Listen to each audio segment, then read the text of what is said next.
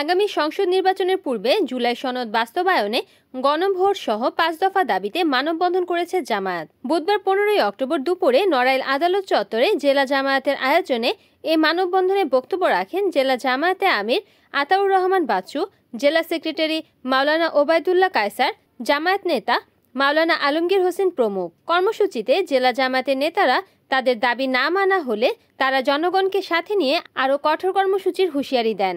নড়াইল জেলা জামায়াতে ইসলামী শীর্ষস্থানীয় নেতৃবৃন্দ সহ সাধারণ নেতাকর্মীরা মানববন্ধনে ব্যানার হাতে প্লেকার্ড নিয়ে তাদের দাবি দ্রুত বাস্তবায়নের জন্য স্লোগান দেন। আমরা যদি সরকার গঠন করতে পারি, আমরা রাষ্ট্রীয়ভাবে কোনো সুযোগ সুবিধা গ্রহণ করব না, আমরা রাষ্ট্রীয়ভাবে কোনো গাড়ি গ্রহণ করব না। প্রিয় ভাইরা আমার, আজকে আমাদের প্রত্যেকটি দাবি জনগণের এই অন্তরের দাবি। আজকে কি করে ভোট কেন্দ্র দেখা যায় না, কিন্তু সেখানে ৮০% ভোট কাস্ট হয়। আজ বাংলাদেশের জনগণ এই সমস্ত নির্বাচন কমিশনের কাছে জানতে চায়। বর্তমান সরকারের প্রধান উপদেষ্টাকে অনুরোধ করব।